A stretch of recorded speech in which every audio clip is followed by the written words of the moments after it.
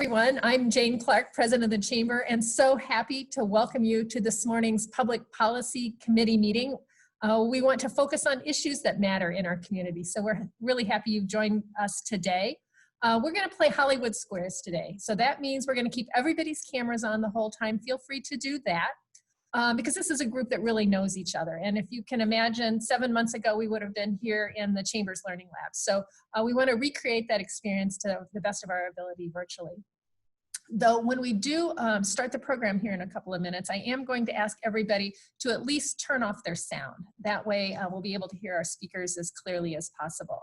We're going to keep the chat feature open, so feel free to either introduce yourself, say welcome to your fellow committee members, go ahead and put questions in the chat feature, and then we'll be able to facilitate that conversation.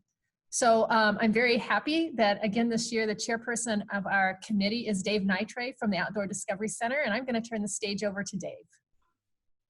Well, good morning, everyone. I hope you are enjoying this beautiful week of nice weather, and it looks like that's going to get to continue for us.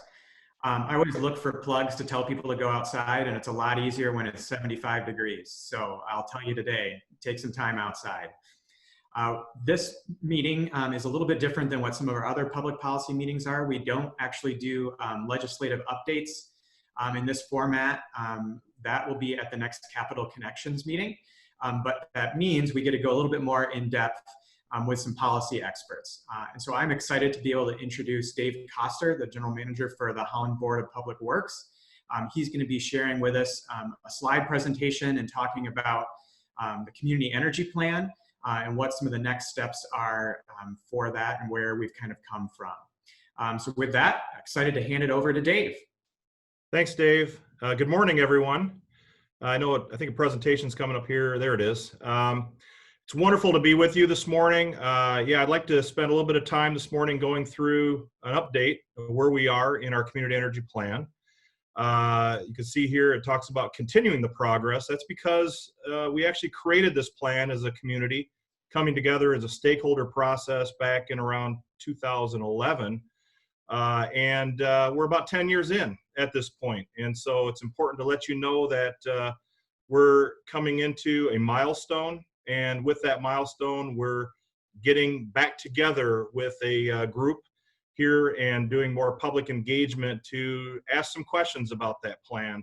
You know, how are goals lining up with what where we really need to be and within the timeframes that people believe we need to make these changes in our community. It's going to be important that public input happen along the way. So very excited about being able to be here this morning to let you know a little bit about that. So if we can go ahead and move on to the next slide. Our community energy plan is really a comprehensive plan. It's one that looks at not only how we're supplying energy in our community, but how we're using it and using it in all of our sectors, whether that's residential, commercial, industrial, or even in our transportation sector, with a goal of trying to move us to be a world-class energy efficient city in a balanced way.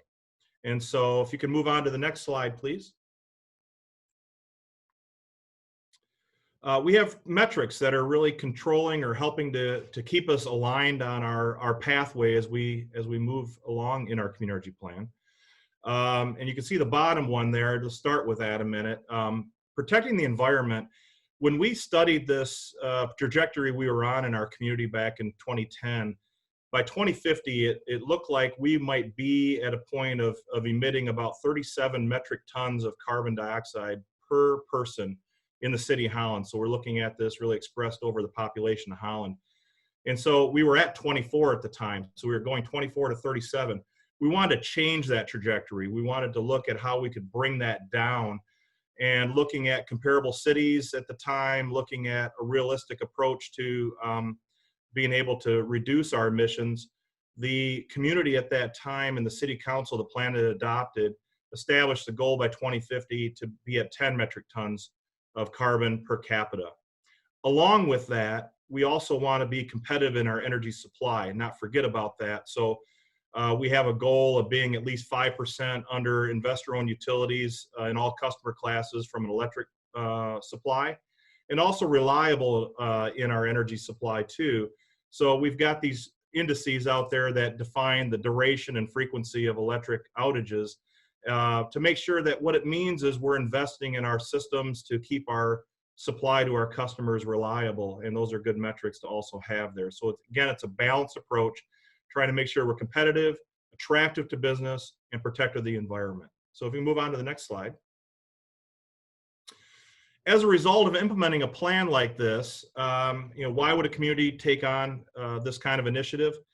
Well, it helps our community really manage the carbon emissions in a robust economic climate. I'll talk about in a couple of slides just the growth that we've had in our industry since 2010. It's been pretty amazing. And we do have a diverse, strong economic climate here in Michigan, or in Holland area, say West Coast area. And so to be able to maintain that and absorb that growth, but still use less fuel than we do today, and to get those efficiency gains, these are real resilient things that add resiliency for a community, really help our businesses grow, and it helps the community be able to absorb this, but yet still have a lower carbon footprint by adopting a plan like this. And you can see in 2010, where our greenhouse gases were coming from. Electricity was a big part of that, and so the BPW does play a big part in this, but it's not just that. Transportation was about 17%, and our natural gas usage there, really in our building footprint of commercial and industrial or commercial and institutional buildings and industrial buildings play a significant part as well. So if you can move on, please. Where are we? Good news is I'm happy to report that this process is working. We've seen great strides made really in all aspects of this plan, and focused work continues on it. So we've got things from strategies that were first brought out in the plan that have been explored and actually come into operation. I'll highlight a few of those in a minute. But there's new strategies that are underway today that are being explored. And so there's continual progress and an iterative approach to this plan that's happening over and over. City Council does establish the course for us. So recommendations that come back to them help them establish the milestones, to help establish the goals and the benchmarks that we're working towards. And so they are the ones that set that. And that's why it's important that you're here today, is to hear about this next step in the process and to make sure that you have a process in place of weighing in and giving your voice to that as well. So if we can go ahead and move on to the next slide. Here's an example of some of the key milestones and initiatives that happened over the last 10 years. Our community plan was worked on in 2011. It was actually adopted in 2012, and the first task forces to explore all these strategies were put in place at that time. I know Amanda's on the line today. I really appreciate her help, along with Joe Haveman. Back in 2013, there was actually legislation that was put in place as an enabling mechanism to help our community make deep energy retrofits in the housing stock that's here in Holland. And those customers that made those improvements, because of legislation that was enacted with the help of Amanda and Joe, were actually led to the ability to finance those improvements through their electric bill. And so that's been going on. We formed a sustainability committee, or a sustainability institute, I should say, with Hope College as a means of trying to get out additional education to the community and to create a dashboard for performance for our community, that everybody could see and take a look at our progress being made. In 2015, we actually formed Holland Energy Fund, which is a wholly owned subsidiary and a non-for-profit organization that's owned by the City of Holland. Holland Energy Fund is really created as a clearinghouse for major energy projects, and also a funding mechanism for the homeowners that are making these deep energy retrofits. And so that's been put in place. And it's also, as you can see in 2017, that became a 501c3 status. So that has the ability to receive charitable donations as well to that organization. Because Holland Energy Park was a key part of our electric plan, and shutting down our coal plant transformed our electric portfolio during the period of time of 2014 to 2017, Holland Energy Park not only provided a much cleaner portfolio for our community, but it also allowed us to expand our snowmelt system. And you've already seen that happen down Central Avenue, down 9th Street. Many other areas now are being contemplated, and we have that growth potential. Along with that, our deep home energy retrofit program, once the on-bill financing was in place, we launched that program in 2016, and I'll highlight some of the progress that was made in there on a future slide. And along with Holland Energy Park not only being an important energy resource, it's also been an important educational resource for our community. We have the visitor center that opened in, late 2017, but really through 2018 and 19 up until the pandemic here. We were getting numerous visitors through that site. I mean, thousands and thousands of visitors that have come through there. So it's been a really great thing for the community. So if you can move on to the next slide, please. So mentioned already some of the changes with Holland Energy Park. Here you can see in 2013, our sources of electricity were pretty much coal and then buying power from the wholesale market. We had about 6% renewables in our portfolio as well. With James DeYoung plant shutting down and building Holland Energy Park, our portfolio has shifted dramatically. You can see now that we're up to 13% renewables and natural gas power is about 63%. So our carbon intensity of our portfolio has dropped significantly with those changes. We still do have some coal in our portfolio, which might be a surprise to some. That's because we have a relationship through an entity called Michigan Public Power Agency with other municipals in Michigan to buy into 2 other coal plants in the state. One is the Campbell 3 plant up in Port Sheldon that Consumers Energy operates, and the other one is the Bell River facility over in St. Clair. They both have retirement dates certain, so we know that the portfolio will continue to shift. Also, the City of Holland, along with those other municipalities, are investing in the 2 largest solar arrays in Michigan. It's 100% public power funded. One is a 50 megawatt array and another one is a 60 megawatt array. Those will be complete next year, so Holland will be getting 13 megawatts of those 2 arrays into our portfolio. Our expectation is that also that with increasing interest at the homeowner level as well as businesses to have some on-site generation, that distributed generation resources like solar on the customer premise along with potentially combined heat and power might make up a sizable portion of new resources going forward. So you can already see that shift in 2020 and there's further to come. So if you can move forward, please, the next slide. To track our progress on the community plan, we actually wanted to have a standardized platform to use. And so there's a group out there called ICLEI that 1,500 local governments really have signed on to this this effort here to improve their community's future. That ICLEI provides also a reporting mechanism for your carbon usage in your community. And so we've been using that as our method for that. So if we could, you can see it measures residential, commercial, industrial, transportation, water, wastewater, and any solid waste related carbon that's associated with that. So if you can move on to the next page. So how have we been doing? Here you can see back in 2010, I mentioned that 24 metric tons per capita. Through some of the efficiency programs that we put in place, we dropped that to about 22 by 2015. But then by 2018, after Holland Energy Park has come online, we've seen that drop even further. So we're making great progress. We're down about 5 metric tons per capita. And that's in light of growth in our community. So it's an important thing to note is that we've seen tremendous industrial growth at the same time. The next slide actually details that a little bit further, if you can move on there. I don't know if images are in the way of the screen here at all, but tried to break this down a little bit based upon gas, electricity, and then also our other sources like transportation, just so you can see how that 19 metric tons is really comprised in our community. You can see that gas or heating makes up, and gas for heating and process, I should say, in industries makes up about 6 metric tons. That's actually increased 1 metric ton per capita over this period of time. On the electricity side, however, you can see that we're down 6 metric tons per capita. That's I guess in the wake also of significant growth in their industries, but our electric portfolio has dropped in intensity about 46%. It's 46% less carbon intensive than it was back in 2010. So that's where we've seen really tremendous growth in our community, or tremendous progress, I should say.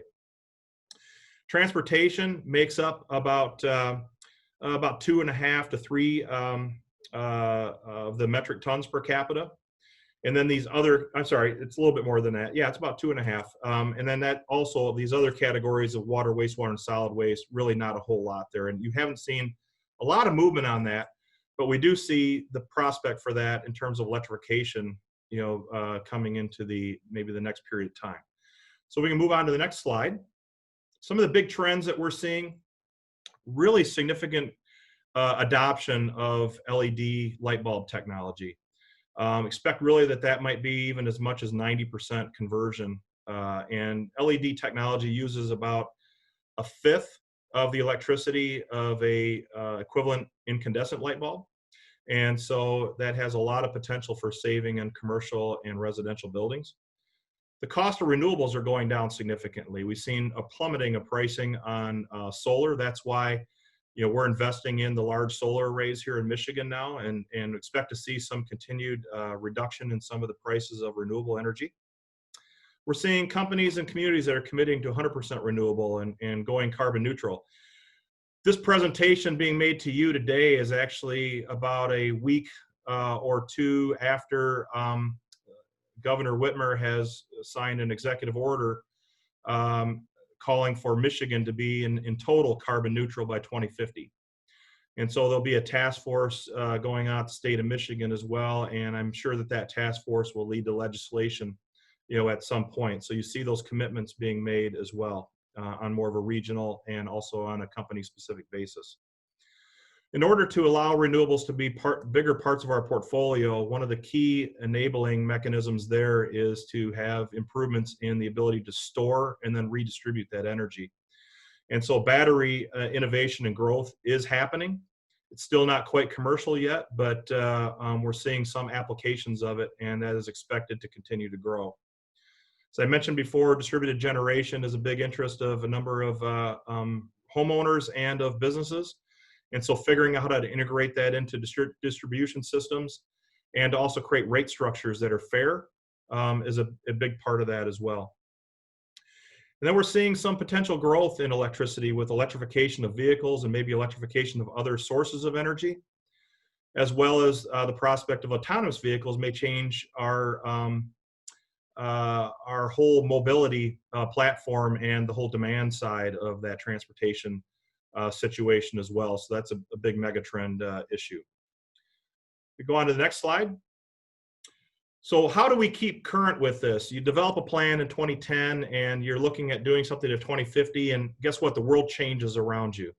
So you need to make sure that you have a process of being iterative and continuing to look at that. And so smartly, the City of Holland actually set up a governance structure here for our community energy plan that you kind of see on the right-hand side, where every so often a strategic development team gets together and identifies over the next 3 to 5 years what some of the goals and metrics could be for the plan. And those are recommended to City Council, and then they're cascaded down either through Holland Energy Fund, which is that mechanism for putting energy programs in place in Holland, as well as the BPW for its role in electricity. And then on a more granular level, then these strategies that are identified are explored through a 4-step process of studying, planning, piloting programs, and then potentially institutionalizing those and operationalizing those actions to make those improvements in our plan. And so that's something that actually is going on right now. Keith and I are on that steering committee. We're also going to be working with the strategic development team, which was just recently launched. And you can see the makeup there.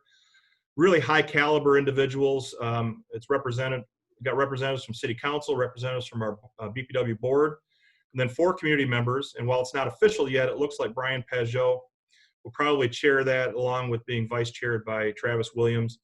And then we have Boyd Feltman from Peach Wave and Jeff Christians, who is a physics professor at Hope College. And then this is a process that will be supported by staff. Their role is identified on the next page, is really to recommend these strategies and to do some study to figure out what and when, not necessarily how to get it done, but what are the things that we ought to be working on. And so if you go to the next slide, how do they do that? They're going to help us, they're going to look at the market, look at the social trends that are going on. study and determine community input to determine these priorities. That's again why I'm here talking to you, to make sure that you know how to plug into this process, and to report out, and monitor progress on this and make these recommendations ultimately to our city council. Move on to the next slide. Again, just to reiterate, it's a two-part process. You got the strategies that are developed by the strategic development team and recommended. Then the implementation process here, this steering committee, is one where it's more staff-driven, again, with some community involvement as well in some of these various teams that are out there where there's subject matter experts to really take these strategies and try to put them into practice. And so if we look at some of the things that are currently going on the next slide, I've got about 7 items here real quick to go through. Home energy retrofit. We've actually, since putting the program in place a few years ago, have had over $4 million invested in our housing stock, and has been supported by $500,000 in grants through the Holland Energy Fund. And that has accomplished over 225 homes that have had deep energy retrofits in our community. And the goal, though, however, is to try to get to a pace of about 250 annually in order to get through the 7,000 single-family homes in our community through this program.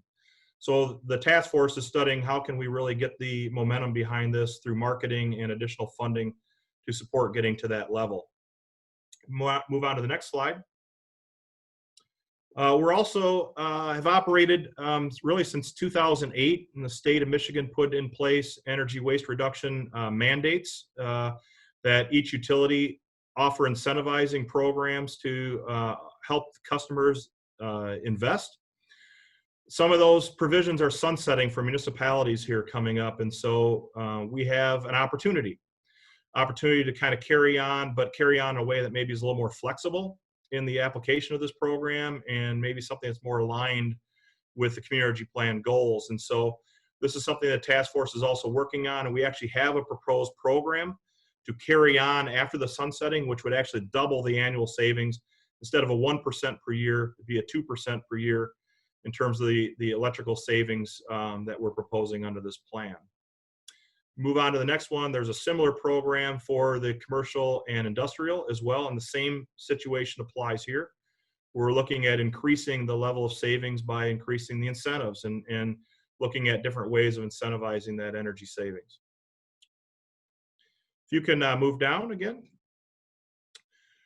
With the snowmelt expansion that we did, we actually carried all that over to 9th Street and Maple and looped some of that in with 8th Street. And along the way, that gave us an opportunity to explore whether or not that snowmelt system could also be used to drive heat pumps for building heating.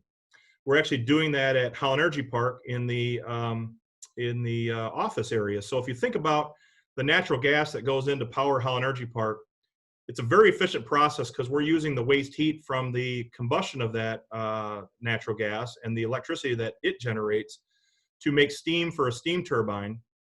And then that steam turbine is making electricity, and then there's waste heat that would normally go to a cooling tower, and we're using that in our community to melt the snow on our streets. And if that weren't enough, then we're taking some of that leftover heat, and in the Civic Center and in Holland Energy Park in the office area, we're actually using that to drive heat pumps more efficiently there. So we have a group looking at studying that, how effective that's been, and looking at that from the prospect of growing that in our community. I will tell you it's going to be a challenge because with COVID now, the programming and things that are going on at the Civic Center is much different than usual. So the demand patterns there aren't going to necessarily line up with the ability to see that in comparison to maybe previous. So this might take a little bit more work and timing coming out of the pandemic to really assess this fully. We move on to the next slide. Electric vehicle adoption is a big thing in our community as well. And what we're looking at doing is trying to drive to being better than the state of Michigan. We originally had a goal of being 2 times the state average. When we actually queried our Secretary of State's office, we found out that we actually were 3.5 times the Michigan rate for battery electric vehicles to begin with, and 4 times Michigan's rate for battery and plug-in hybrid. So Holland area is already ahead on this. And so instead of being a 2 times, the group has revisited that and said we want to be 5 times Michigan rate for battery electric vehicles out of this next period of time, really. So by 2021, that's the amount we want to get to. How are we doing that? We're incentivizing chargers in homes. We're incentivizing chargers in commercial buildings as well. And we're being more flexible in that. It used to be that you had to subscribe to a certain kind of charger. Now with a whole house time of use rate, it's really independent of the type of charger that you have, but we have a $300 rebate along with this time of use program that we're promoting on that particular program. And for commercial, it's actually, I think, a $1,500 rebate for those commercial institutions. So we move on to the next slide. We just finished up a policy to kind of lead and walk the talk, so to speak, as it relates to our procurement of vehicles and maintenance equipment for our organizations, both the city and the BPW. And so this will force us as a staff to really evaluate the prospect of alternative fuels and electrification of our maintenance equipment and of our fleet as we move forward. And this could be a model that we hope to promote to other organizations throughout the community. And so I appreciate the staff of the city working with our staff to get that done. So if we can move on to the next slide there. Also, as a community, we know that things are changing both in terms of electrification as well as the prospect for autonomous vehicles. So we wanted to look at our infrastructure in our community and make sure that we're smart about the planning of that and preparedness of that, and to help Holland be enabled to be ready for that autonomous vehicle future, when it comes. And so we've been exploring how to do this. I know that we've received a proposal from Ford Mobility to look at the bigger strategy issues around mobility in whole, not just electrification, but how to solve some of the last mile issues with combining with public transport or potential autonomous fleet at some point in the future. So I think this is probably going to be a topic that the strategic development team itself is going to wrestle with a little bit. And so stay tuned on this, that there may be some public processes involved with that as well. If we can move on to the next slide. And then the last thing here is community education. Obviously, helping people be aware of their role in this larger energy equation and why it matters and what they can do to help is very important. And it's something that we started with the Sustainability Institute with Hope, but have carried that forward, maybe even in terms of a broader sustainability message here in the city now. The city just recently put together a contract with the Outdoor Discovery Center to be that educational resource on sustainability, including energy education, over the next 3 years. So we're excited about that partnership and what that means in terms of being able to broaden our reach in terms of the education on sustainability in our community. So we can move on to the next slide. Carbon footprint calculation. This is just really indicating that there's a commitment here to continue to have that standardization of that approach and that regular approach, as well as looking at working with other cities, and being on these platforms allows us to see what other communities are doing, which helps us in our strategy development as well. So that commitment is there in this this phase of the strategic development and the steering committee work. If you want to move on to the next slide. So in summary, great accomplishments. We've greened our electric portfolio, as I mentioned, is down 46% with Holland Energy Park coming in. We added 32 megawatts of wind into our portfolio. We have 13 megawatts of solar coming online next year. Our energy waste reduction programs have actually been very successful. Our residential electric usage is actually down 9% since 2010, which is an indication that our homes are becoming more efficient from an electric use perspective. The on-bill financing and Holland Energy Fund enabling mechanisms have allowed us to make those improvements in our housing stock. And our residential homes retrofitted per capita, while we might be waning a little bit in that program, I think when you look at the 225 homes per capita, outstanding, really just outstanding for a community to have achieved that. Along with that, the homes that are doing that have a scoring system that they can use in marketing their homes when they sell it as well. So the standardized labeling program that we put in place is a a great thing to help those homeowners be able to promote their homes when they're out there getting ready to sell them. And then we have received at the state level, actually, Governor Energy Excellence Awards over the last 5 years, and also a national recognition, especially as it relates to Holland Energy Park's development there. And also national recognition in Holland being a, the walkable city and the snowmelt system and the jogging, so there's a lot of reasons that Holland is being put on the map as far as energy as it relates to that.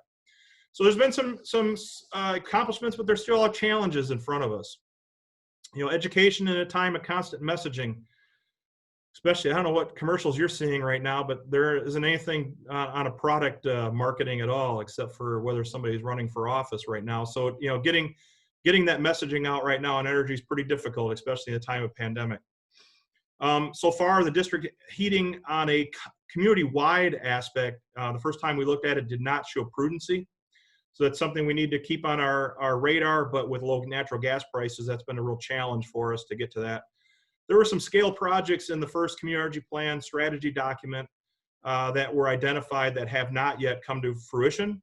So need to continue to study that and ask the questions as to why that did not happen.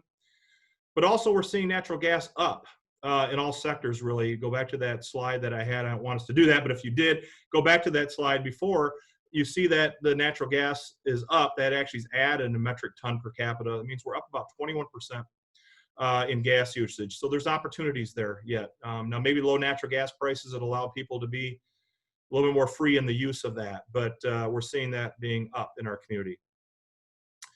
Industrialized community makes it difficult to have a greenhouse gas per capita comparison. So Holland BPW sells 82% of its power to commercial and industrial customers. You express all that energy usage over a fairly fixed population base, and especially in the time of growth, makes it tough. That's a tough metric to try to drive down to 10 metric tons per capita over time. The other thing from an electric portfolio, we're obligated to some of these coal assets here for the next 10 years and 20 years for the Campbell plant. So that'll make it a challenge to really make significant changes in our portfolio. But I mentioned earlier the solar coming on, and there are other things that we still can do in the next time frame. And then finally, funding. These home energy retrofits, trying to figure out how to get the proper incentives in place for customers. I think that's a real big issue for us going forward. If you look at the opportunities, it's important for you all to know the big numbers really in our community energy footprint are in the commercial and industrial sector. Residential is actually a fairly small portion of that 19 metric tons per capita. And so, what are those programs and things that are most important to you? What kind of things can we do to help you make strides in that? I think is important. Transportation is in front of us now, and there's both the what we do and how we do it. So this whole big mobility question, I think, is something that we're going to be studying and spending time on. Behavior change. To date, the behavior change has really come through the use of incentives. That goes only so far until some people aren't motivated anymore, or you need to really ratchet that up to a point where maybe it's not financially sustainable. Is there a role for mandates? You think about building codes or other types of things. I know that there's some limitations on local building codes, but there's also a state program going on, as I mentioned, to look at carbon neutral by 2050. So is there something that comes out of that needs to be looked at? And how does this group feel about that? I think that's another piece to be tuned into. And then looking at becoming more regional in our approach here. When you start thinking about doing things as Holland only, there's a risk associated with that, whether it's building codes, whether it's financially incentivizing things to create cost structures that might be out of alignment with your neighbors. It just makes development go across the fence sometimes. So I think it's a matter of making sure that we have a broader geographic scope as we move forward too, is an important thing to think about. So please stay tuned in and provide your input. Again, the strategic development team is a public body and therefore conducts its meetings that are open to the public. The locations are going to be at City Council chambers, City Hall. They are going to be in-person meetings, socially distanced, face masks, all those things. Mondays here coming up on October 19, and then every 2 weeks after that through November, and then we'll have to establish some more dates if we need those, which we likely will. Time frame is 3 to 5 p.m. There's also the ability to put public comment in for every agenda. Those public comments can be registered at SDT public comment at cityholland.com. And so with that, I'll take any questions that you have, and thank you for your time. And Keith, I know, is also on the line, so I'm sure that he'd be willing to weigh in, and it looks like he's been trying to answer questions on the chat box. So thank you. Yeah, thank you, Dave. I've been getting questions here directly and to everyone, and so I'll try to work through them in kind of the order I received them. I did see that Keith answered a question regarding kind of some heat pump radiant heat opportunities through the snowmelt system. Keith did a good job answering that question from Chuck. So that is a pretty neat opportunity that already exists for businesses downtown to plug into that system. And that is already something that's available. Did have a question regarding distributed generation policy from the BPW. I was wondering, Dave, if you could talk about how homeowners or other entities are already generating power and what that process kind of looks like. Yeah, so our process, it's our distributed generation program that we have allows for customers to interconnect a system that they might have on their home or their business to our network. For a homeowner, that system, and generally those have been solar. There's a couple of cases where they've been wind, but those solar arrays have to be sized so that they, on average, supply no more than the homeowner's needs. So they can't be like oversized for selling back in on like an average basis. We know that there'll be hours where it will be injecting back into our system. And when that does, we actually credit back a portion of the rate for those customers. So there's elements to a rate. There's an energy portion, and then there's a distribution portion and a customer charge. The customer charge is sort of a fixed fee that's there for billing and other services that we're providing. The energy portion is really the portion of the rate that can be offset because you're actually spinning the meter backward. You're offsetting some of those energy sources. The distribution charge is not allowed to be spun back because it actually is there to pay for the electric wires that are connecting your home, which allows you to have a system that's larger than your needs as opposed to having batteries and things like that at your home. So that's how our program works. There are some size limitations for businesses.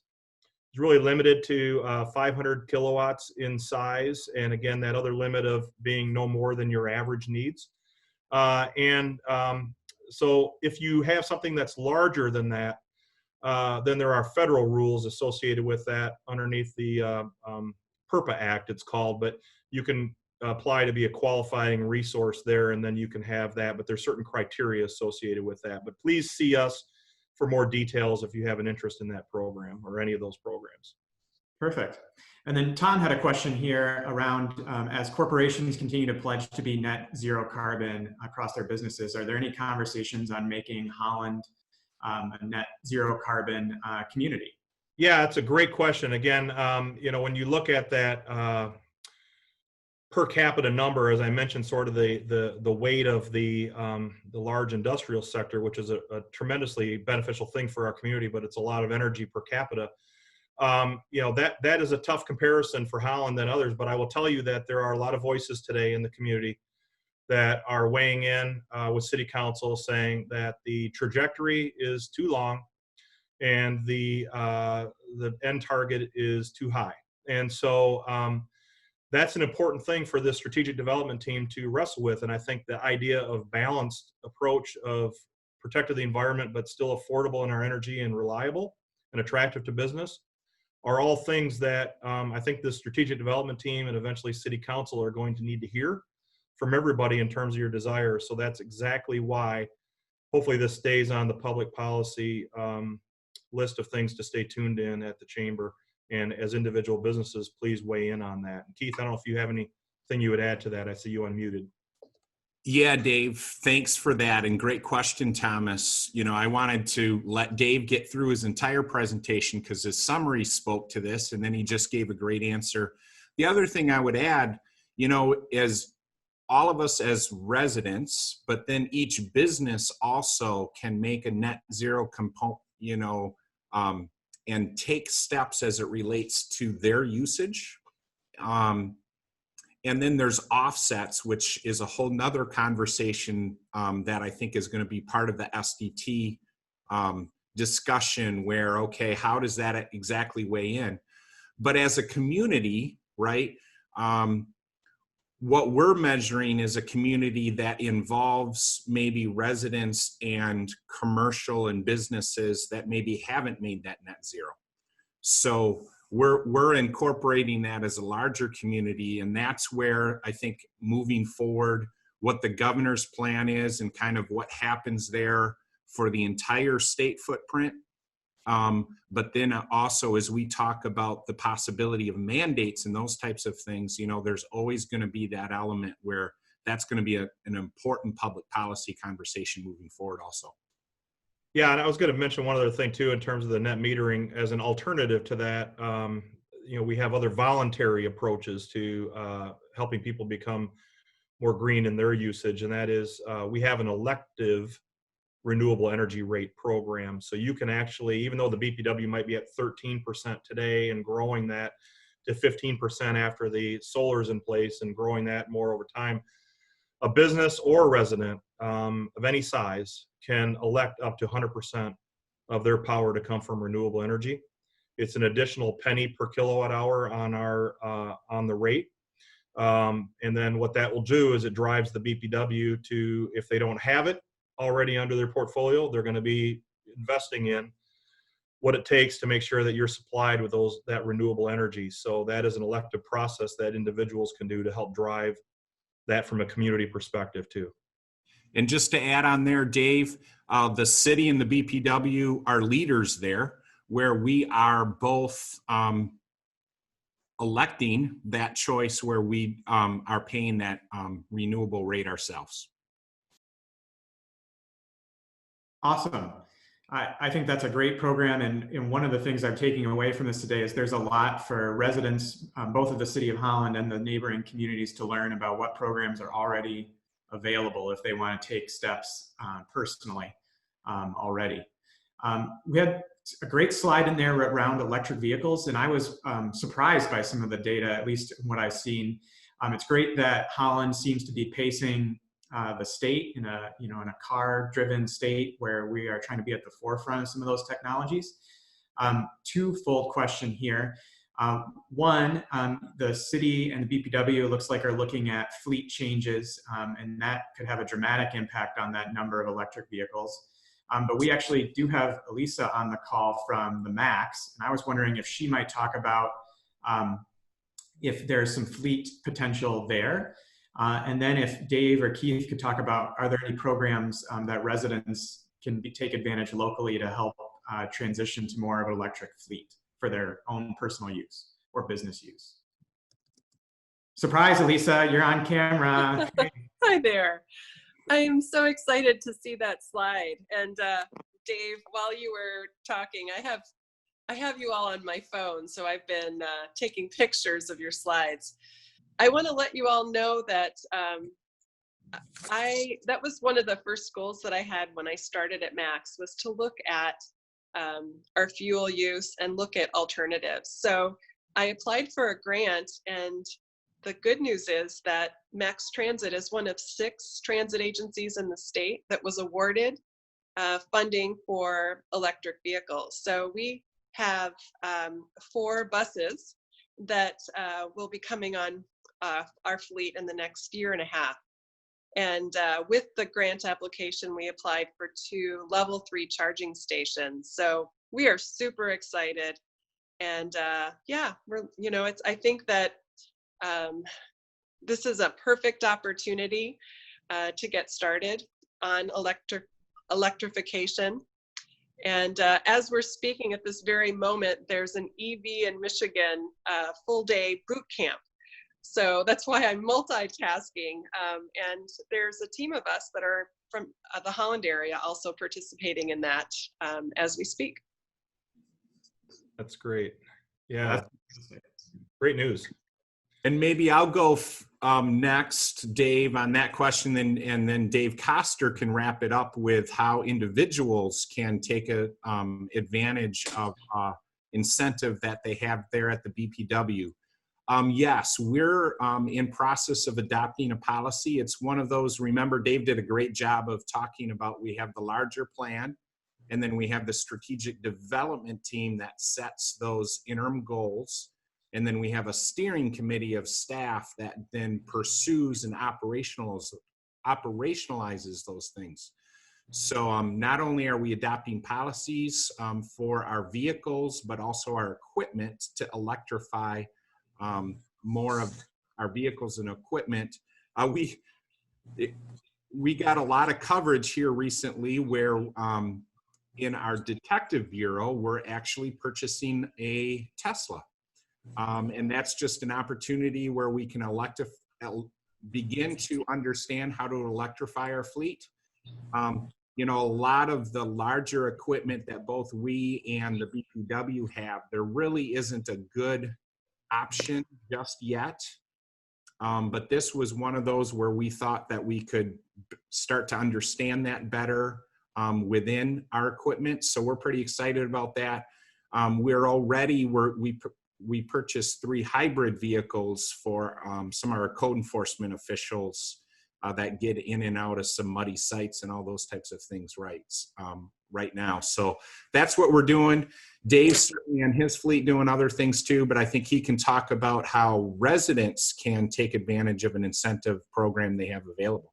Yeah, real quick, just to add on to the fleet side first, this Monday we actually have on our agenda for the board a request to approve purchase of a bucket truck. It's one of the smaller bucket trucks for like traffic signals and things like that, but it will be a hybrid truck, which means that all of the boom and electronics, instead of being driven by the diesel, actually driven by electric batteries. And then there's an alternator on board, and that's supporting, you know, local company as well, Volta, who's providing that integration to that truck. And so we're excited about moving in that next step, because that's one of the things that uses a lot of fuel inefficiently, is sitting there with that diesel going just to power, you know, all that auxiliary equipment. So if we can make that happen and improve our portfolio that way, that's one thing that we're doing. So for a homeowner, it's pretty simple. If you're contemplating electric vehicle, again, you likely will want to have a home charger for that. If you just contact the BPW, look on our webpage, hollandbpw.com, or call us directly at 355-1500. You can actually get connected with somebody there that will help you navigate through the rebate associated with the charger. And so if you get a charger installed at home, there's a $300 rebate that the homeowner is going to get on that, which goes quite a ways towards that. And along with that is a commitment to go on a time of use rate, which actually gives you some incentives there. The energy rate is much lower at night with this time of use rate. So if you just commit to charging, and a lot of these chargers are programmable, so you can sit there and set it to charge at 11 p.m. Instead of paying an average of 5 cents per kilowatt hour for the actual energy portion of the rate during that period of time. You know, it's going to be closer to 3 cents per kilowatt hour during that period of time. So, you know, not only are you going to save on the rebate, but you're going to save on the actual electricity that it takes to charge that vehicle, which already has a tremendous advantage over gas prices, as well as, you know, more environmentally effective. If you consider our portfolio's greenhouse gas intensity compared to gasoline, it actually is an improvement there as well. Perfect, thank you. And we've gone over the time here. I'm going to hand it over to Jane, and I think they were going to still allow a little conversation after we're all done. So if Keith and Dave, if you have a moment afterwards, if anyone wanted to ask another question, they'd have a couple minutes to do so. Yeah, we'll hang out for sure. Thanks for having us. Good. Well, thank you, Dave. Thank you, Keith, for being with us. Thank you, Dave Nitre, for being our committee chair. We really appreciate it. I certainly want to extend our appreciation from the Chamber to our advocacy and action sponsors, the member firms that make programs like these available at no charge to our members. We're so appreciative of that. A couple things from your calendar. The next great opportunity to interact with our governmental leaders will be on Monday, October 19th, 10 a.m. We've got our own Keith Van Beek here, Holland City Manager, along with Tim Klunder, the Zeeland City Manager, going to be giving us an update from our municipalities. Then this group will be back together Friday, November 13th, and the topic is going to be BPW's fiber opportunity throughout the community. So a really important conversation. Thanks for joining us today.